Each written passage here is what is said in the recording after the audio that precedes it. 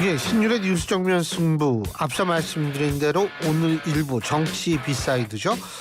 오늘도 국민의힘 신지호 전 전략기획부총장 나와 계십니다. 안녕하십니까? 네, 안녕하세요. 예, 어제 이재명 대표 2심 판결 무죄 판결 어떻게 보셨습니까? 그 통계를 찾아보니까요. 1심에서 징역형 집행유예를 받았는데 예. 2심에 가서 무죄가 떨어진 확률을 보니까 1.7%예요. 예. 네, 1.7%. 예. 바늘구멍으로 바늘구멍, 낙타가 이제 바늘구멍 들어가는 예. 것을 그렇게 했는데 일단 법조계에서는 굉장히 지금 놀란 것 같습니다. 기존의 그 판례 예. 또 법조계 내의 어떤 그 법리에 대한 상식적 이해 이 모든 것들이 다 어긋난 것 아니냐. 그것과 어긋난 것 아니냐 이런 거고요. 저는 뭐 법조인이 아니기 때문에 제가 봤을 때는요. 어제 판결대로 하면은 국어사전을 다시 써야 될 것 같습니다. 예. 국어사전. 예. 우리 5천만 대한민국 국민이 공유하고 있는 그 언어 감각 있지 않습니까? 예. 예를 들면 조작이라는 단어 있잖아요. 예. 사전을 찾아봤더니 허구를 팩트인 것처럼 꾸미는 거. 이거거나 예. 진짜를 본떠서 가짜를 만드는 거. 짝퉁을 만드는 거. 예. 이런 게 조작이에요. 그러니까 없는 걸 그러니까 허구를 없는 걸 있는 걸로 만드는 거죠. 팩트라고 뭐 우기거나 예. 또 뭐 진짜를 모방해서 짝퉁을 만드는 거. 그렇죠. 이런 게 조작이거든요. 예. 근데 어제는 사진의 일부분을 확대한 게 조작이라고 그러잖아요. 예. 그러면 국어사전 바꿔야죠. 아니 그리고 뭐 예. 앞으로는 거짓말도 그냥 의견 표명이고 예. 거짓말쟁이도 의견 표명 자고 이런 거죠. 아니 뭐 저는 딴 건 모르겠는데 이게 그러니까 국토로부터 압박을 받았다고 생각을 했기 때문에 이제 그 이걸 협박으로 좀 과장되게 표현했다 이런 식인데 이게 압박으로 느끼는 것은 감정이거든요. 네. 근데 이 감정을 자기가 그런 감정이 있다고 해서 좀 과장되게 의견을 표명했다. 의견은 사실 이성적 프로세스거든요. 그러니까 감정과 이성이 이게 좀 어떻게 연결이 되는지 잘 모르겠어요. 그것도 설명이 안 되고요. 예. 그때 이제 국정감사장인데 예. 이재명 대표 당시 경기지사의 정확한 워딩은 뭐 이거 용도 변경을 안 해주면 국토부에서 뭐 직무유기 이런 걸로 그렇죠. 이런 걸로 처벌하겠다고 협박을 해서 예. 직무유기로 처벌한다고 협박 아주 구체적이에요. 근데 이게 의견 표명이랍니다. 그게 그래서 근데 이게 이 피고인에게 유리한 원칙이 이 대표한테 적용이 됐다. 이 부분 어떻게 보세요?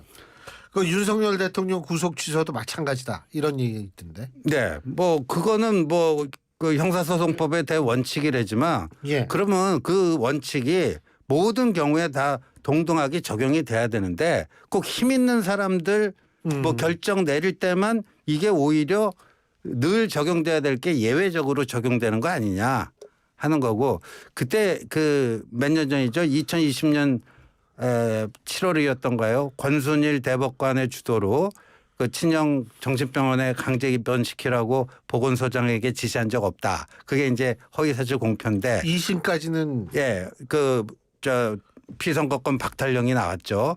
근데 숨 쉴 공간을 줘야 된다 이런 표현이 나와요 판결문에. 예. 예, 그런 표현이 다소 사실과 일치하지 않더라도 숨 쉴 공간을 줘야 된다. 근데 어제는 그러니까 거짓말이 숨 쉴 공간을 줘야 된다는데 어제는 숨 쉬는 걸 넘어서 뛰어놀 놀이터를 마당을 그냥 그 제공을 한 거라고 봅니다. 그 이렇게 판결이 나왔는데 일단은 이 판결만 놓고 봤을 때에 이 향후 우리나라 정치판 네. 선거 때 막 어떤 영향을 줄 거라고 보세요? 이거는요. 이제 그 선거판이 예. 굉장히 혼탁해질 겁니다. 선거판이 굉장히 혼탁해질 건데 제가 제 의원 시절에 이 허위사실 공표죄 예. 또 이게 공직선거법 250조 1항이거든요. 예. 그거 이재명 대표 측에서 2번이나 위헌법률 그 제청했잖아요. 근데 2명이나 제가 저하고 알고 지내던 분들이 배지 떨어지는 걸 봤어요. 그중에 이제 이런 게 있었습니다.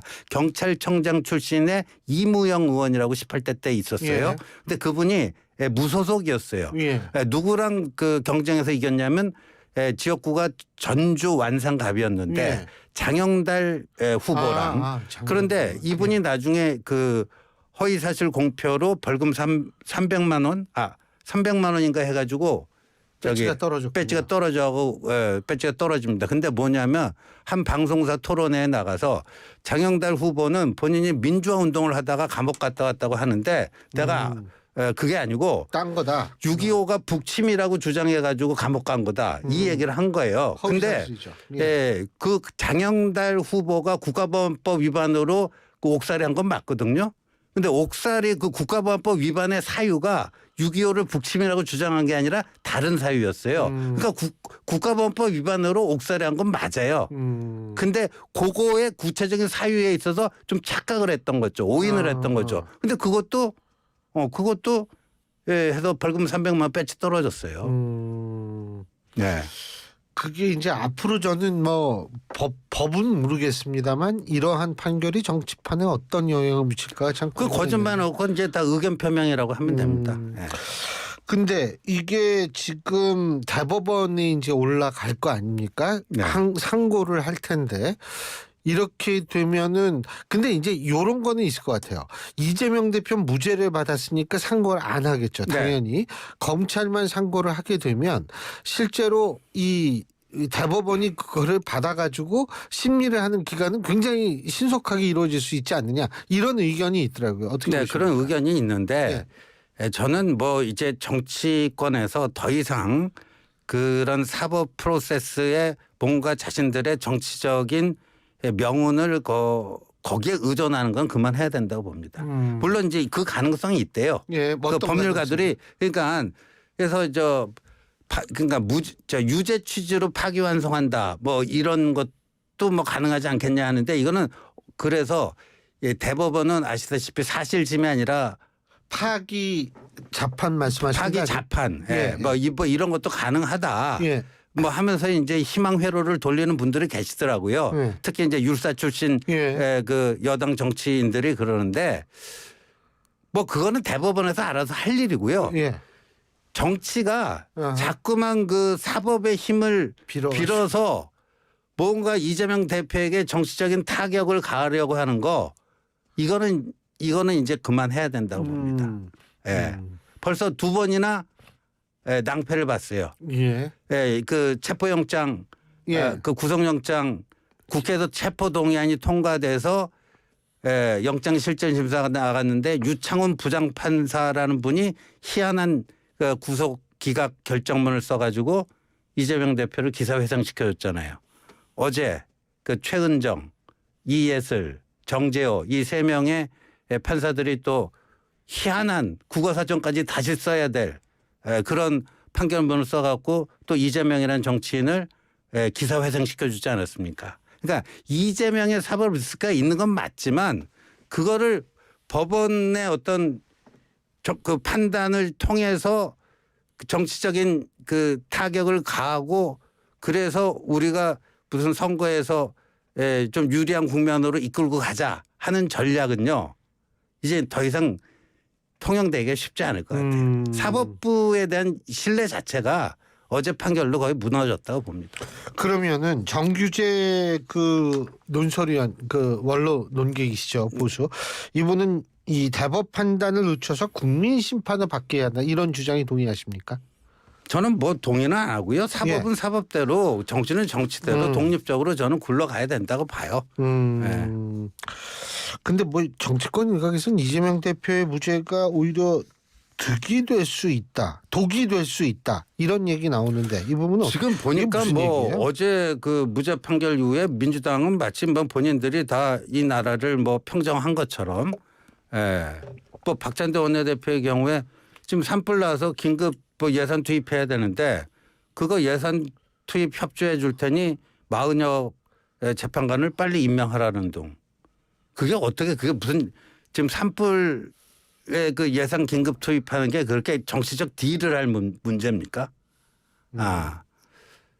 그리고 뭐 이재명 대표도 뭐 그 산불 현장에서 뭐 세금을 냈으니까 뭐 예산 뭐 이렇게 배정해 줄 수 있다는 뭐 이런 식인데 그래서 벌써 이제 본인들 세상이 다 된 것처럼 이러고 있고 근데 저는 이제 어제의 판결에 대해서 뭐 좌다 우다 그걸 떠나서 상식과 합리를 존중하는 침묵하는 다수의 우리 국민들이 어떻게 어제 판결을 받아들였는가 이게 중요하다고 봅니다.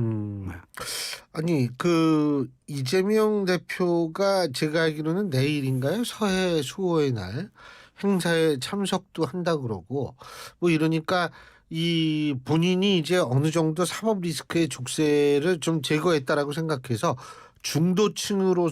중도층으로의 그 지지층 확장을 꾀하는 모습을 보이는 것 아닌가 이런 해석은 가능한 것 같더라고요. 그렇죠. 그건 얼마 전부터 이제 시도를 하다가 또 오락가락 했는데 이제는 좀 사법 리스크 완전히 벗어난 건 아니지만 상당 그렇죠. 부분 털어냈다 하면서 이제 이른바 중도 보수 빈집 털이 뭐 이거를 더 열심히 할 거라고 봐요. 그거는 뭐 그거 자체를 뭐 평을 할 수는 있겠지만 국민의힘 입장에서는요. 그거 어떻게 해야 되냐면 그 영토 침공한 거거든요. 예. 중도 보수는 원래 국민의힘이라고 하는 보수 정당의 어찌 보면 고유 영역이에요. 예. 독도가 우리의 고유 영토인 것처럼 정치도 어떤 그 영토가 있는데 근데 너무 오른쪽 가상자리로 이동해 버리니까 여기가 비었다 해갖고 빈집털이 들어온 거거든요. 그러면 그거를 막을 수 있는 거는요. 그 중도 보수의 영역에서 이재명이 가짜다, 짝퉁이다. 이걸 보여줘야 돼요. 그러려면 진정한 중도 보수가 뭔지를 보여줘야지만 이재명의 그 빈집털이 시도가 실패하게 됩니다.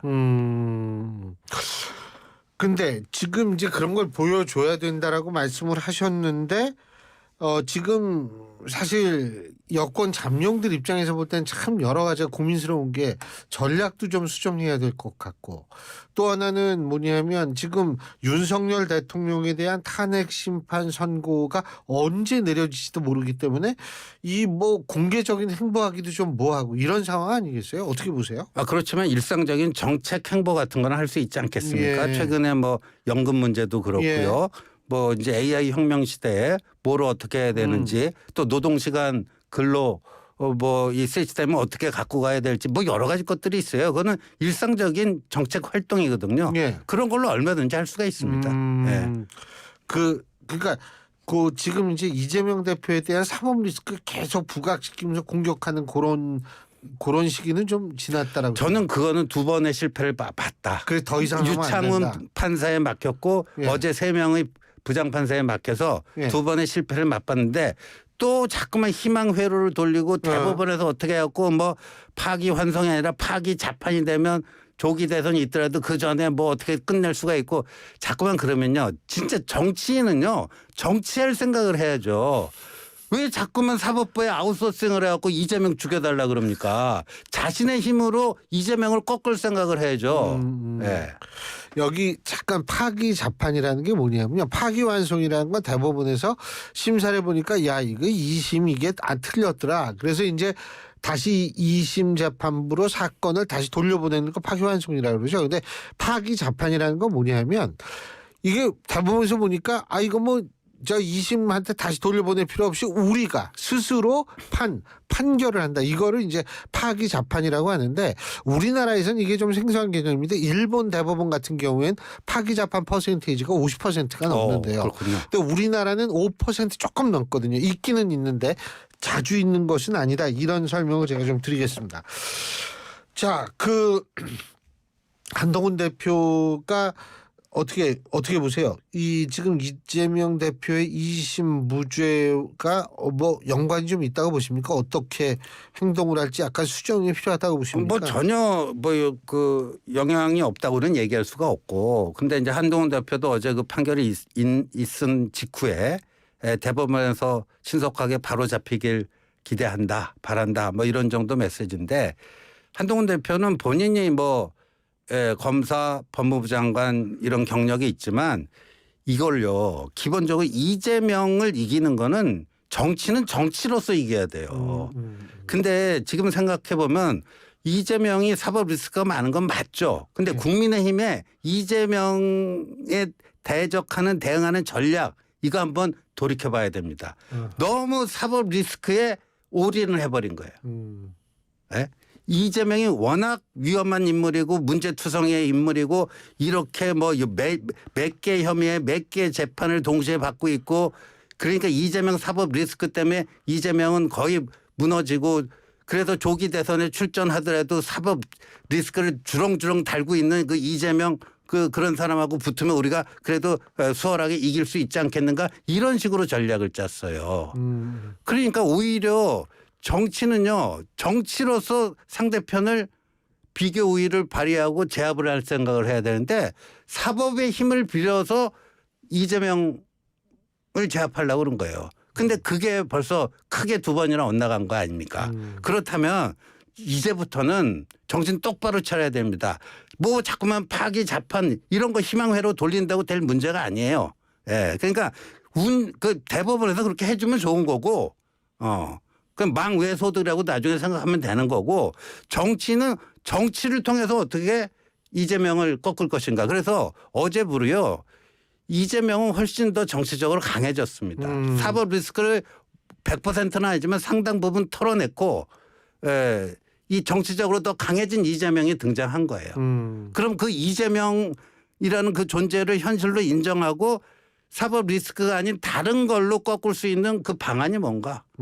예. 그래서 아까 중도 보수 영역 전쟁 이런 건 굉장히 중요한 겁니다. 예.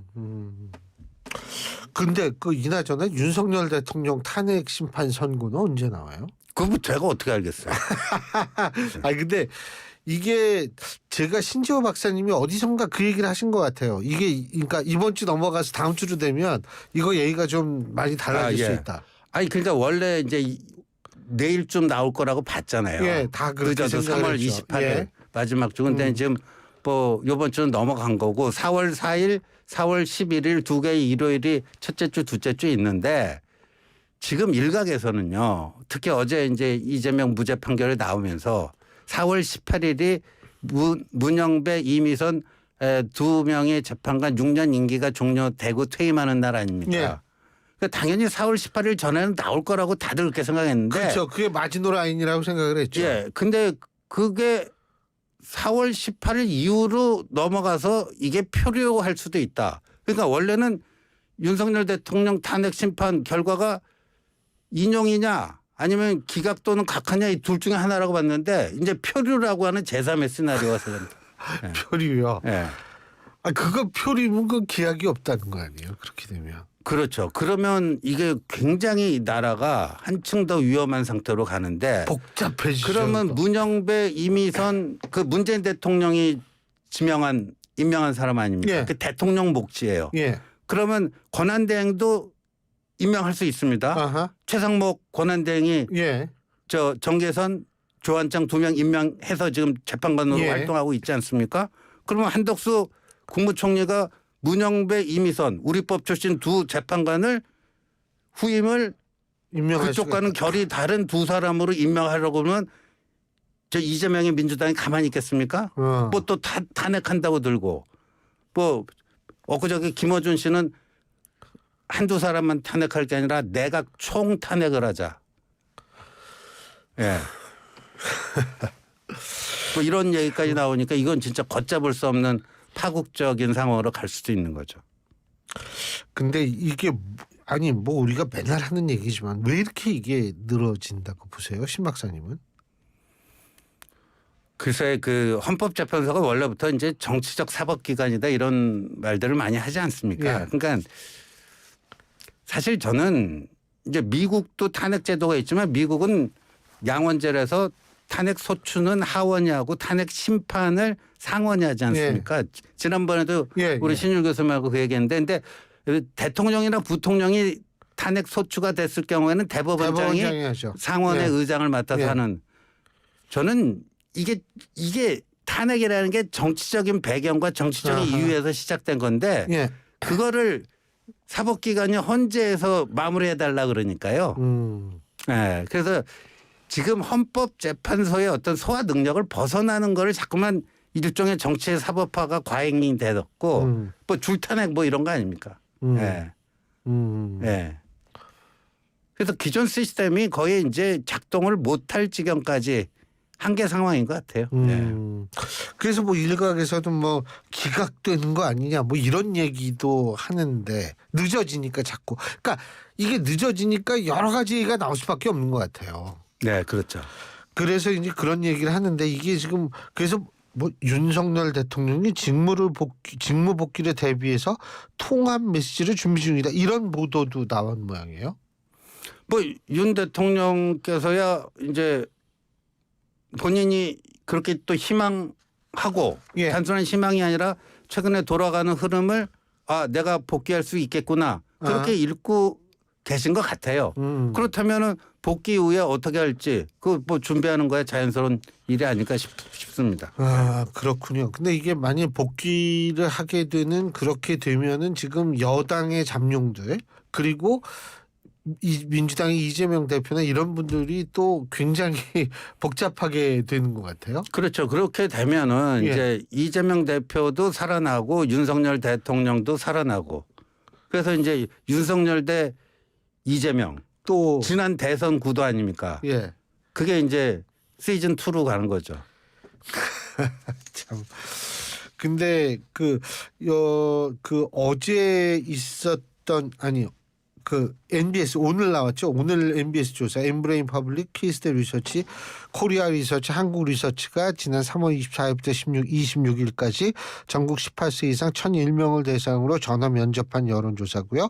자세한 내용은 중앙선거 여론조사 심의위원회 홈페이지를 참조하시면 되시는 여론조사를 보면 이재명 대표 31% 국민의힘 잠룡이라고 불리는 분들은 대충 5%에서 8%가 나왔단 말이에요. 이거는 어떻게 보세요? 근데 이 조사에서 똑같이 나왔어요. 정당 지지율은. 네. 똑같이 36%씩. 근데 어떻게 보세요? 이제 그 MBS 조사는 아닌데 한국갤럽 같은 방식으로 전화 면접 조사잖아요. 지난주 금요일에 나온 거 보면요. 국민의힘의 지지층 중에서 차기 대선 주자 선호도 거기서 의견 유보가 41%나 됩니다. 그리고 오늘도 여기에서 36%더라고요. 이재명 대표 지지율 31이잖아요. 네. 차기 대선 후보 의견 유보가 36%가 나왔어요. 그건 전체를 다 그런 거고 제가 지금 얘기한 지난주 갤럽의 국민의힘 지지층에서 국민의힘 지지층에서 41%고 무당층 있잖아요. 거기는 76%예요. 그러니까 지금 이 탄핵 심판 결과가 어떻게 나올지에 따라서 엄청나게 요동칠 거라고 봐요. 지금의 지지율이 별 의미가 없어지는 상황으로 급변할 수도 있습니다. 그 의견 유보층이 지금 1위예요. 이재명이 1위가 아니고 맞아요. 의견 유보층이 1위예요. 그게 요동을 칠 거 몇 번 요동을 칠 거라고 봅니다 저는. 알겠습니다. 아유. 이게 대체 요새는 뭐가 어떻게 들어가는지 저도 모르겠으니까. 자, 오늘 말씀 여기까지 듣죠. 고맙습니다. 네, 고맙습니다. 지금까지 국민의힘 신지호 전 전략기획부총장이었습니다.